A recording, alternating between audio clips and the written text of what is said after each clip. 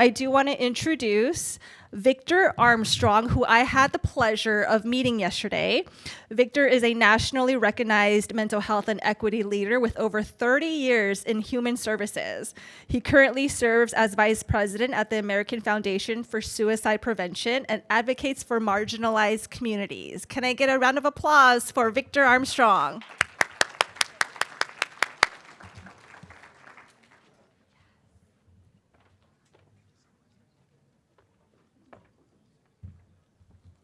Thank you. I'm going to have to take that 30 years out of my bio because it just makes me sound really old. So we know that Asian Americans endure some of the highest rates of mental distress and yet are among the least likely to seek help. In addition, we find ourselves at a place and time in America where it can feel increasingly isolating and difficult to find hope. And there are times in life when, as communities, we're better served to put our heads down and keep moving forward. Sometimes our very survival has depended upon it. But there are other times, however, when our conviction and the urgency of now calls upon us to stand for and with those who have not found their voice or who have not been privileged to have a platform to stand upon or a megaphone to make their voices heard. And real leaders can discern between the two scenarios and rise to the occasion. As I look around this room, I am surrounded by leaders. Leaders in the business world, leaders in public policy, leaders in research, leaders in advocacy, community leaders. Those who understand that in this moment, our charge, the responsibility to lift our voices as one community has never been greater. And today, our charge is elevated. You see, today, our young people, our communities are seeking not only guidance and direction, but hope and connection. They're looking for something or someone to say to them, you are not forgotten, you are not alone. They're looking for leaders who will not only stand for them, but stand with them. Our young people need to know that we hear them and that we recognize their pain. So I say to every leader gathered here, our charge, especially in today's environment when many feel as if their humanity is being erased, our charge is not only to provide access to resources, but to become the embodiment of hope.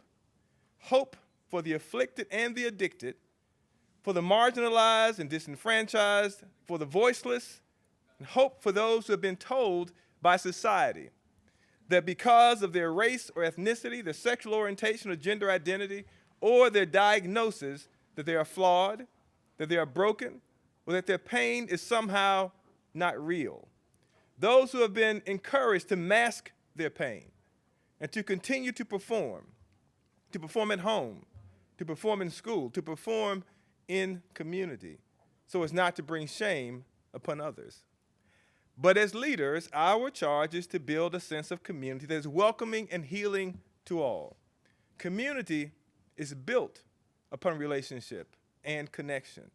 That connection may be the deciding factor in whether a parent whose child is expressing suicidal thoughts will dial 988 versus telling them to just be strong. That connection may be the difference in a young person choosing to call a helpline rather than suffer in silence. That connection may determine whether a young person feels safe in saying to their community, I need help. And it may very well be the deciding factor in whether that young person experiencing a mental health emergency will initiate contact with a mental health provider, or whether they are introduced to the mental health system via the back of a police car. Hope, connection is not dictated by politics or policy. It never has been. Hope is built and nurtured through relationships that are not abandoned due to political pressure or external threat. Relationships that are forged through a shared sense of consciousness that whatever happens to you impacts me. Relationships that are bound through emotional identification, that feeling of belonging together. Much like what I sense in this space, and relationships that are nurtured by respect for language, culture, customs, and traditions that galvanize you as a group. Shared hope woven together through relationship is the cornerstone of community. We demonstrate that hope, that relationship, by our affirmation, but we also demonstrate that relationship by how we show up, how we continue to advocate for and find ways to support the most vulnerable in our community. We continue to show up for those identifying as LGBTQ despite the removal of 988 funding for the LGBTQ option. We demonstrate that relationship by partnering to create resources that are culturally relevant and are relatable to the lived experience of those within the community that we serve, even when tradition dictates that we silence the voices of those who are different or needy, even when we are given permission not to care, or when to do so, to care for the disenfranchised, to recognize those struggling with anxiety, depression, psychosis, or suicidal thinking, may even place a target upon us, even within our own community. As my father, the pastor, would often quote from Galatians chapter 9 in his Sunday morning sermons, "Let us not become weary in doing good, for at the proper time we will reap a harvest if we do not give up." Our challenge, our opportunity, is to not only stay the course, but to elevate our cause. And to do so, we must redefine what it means to be strong. We must acknowledge that there is strength in vulnerability. We must recognize that there's no weakness in acknowledging that you are struggling mentally or emotionally. In order to make this a reality, we'll need to align with federal, state, and local government resources, holding ourselves and them accountable to every man, woman, and child who has ever suffered in silence from addictions or mental health challenges. And we must center those voices of those who have lived and continue to live with the pain of loss and the courage to fight the good fight every day, even when it feels like the enemy is life itself. Never has community been more important than it is today. One of the reasons that community is so important is because we should never, ever find ourselves in a position where someone can make a change in policy and we find ourselves like deer in the headlights wondering how we're going to meet the needs of our community. There is strength in community. Not only strength for those of us who have been around a while, but there's strength in community for those who are coming behind us. And I want to demonstrate this because I believe that we remember more of what we see than what we hear. So I want to leave you with this, and I'm going to ask my friend Justin if he would come up. He graciously volunteered to assist me, even though he has no idea what he's volunteering for. He's a good man. So Justin, I want you to join me over here. Now, as we think about the power of community, and you see here, we are surrounded by a community.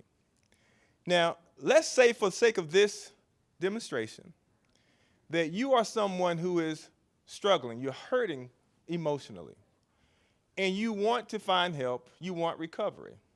Now, you're standing here. Come over here with me a little bit. I promised you that I was not going to hurt you, so come on.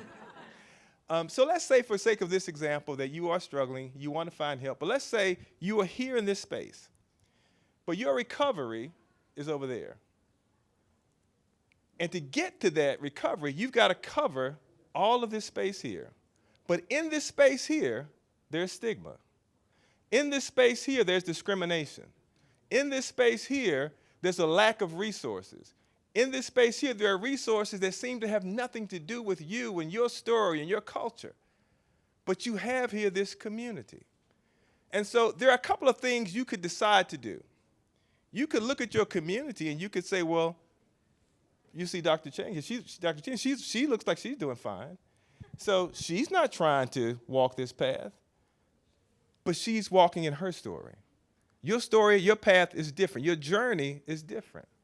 You could decide, well, I need to get there, but I don't want to go through all this trouble, so I just go around this way to get there. But the problem is, going around that way, you could get distracted and never get to your point of origin.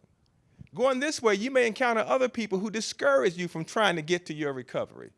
So you need to walk this path. But you don't want to walk it alone because you fear all of the pitfalls. So in this demonstration, I represent your community.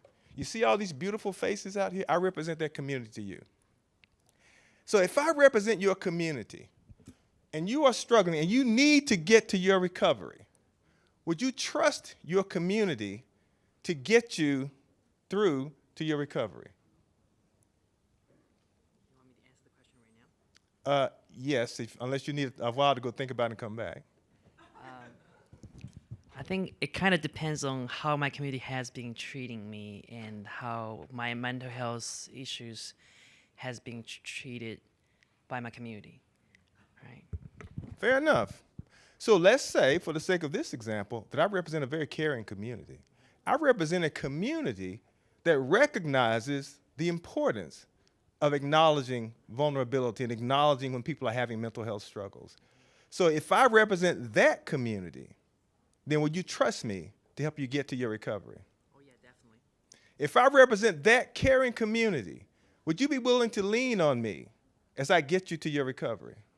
If I represent that community, the community that has nurtured and cared for you from your birth, if I represent to you that community, would you allow me to carry you to your recovery?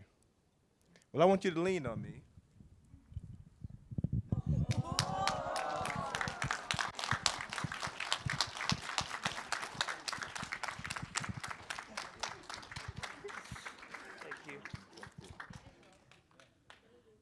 In order for Justin to trust me to carry him, he had to know a couple of things first.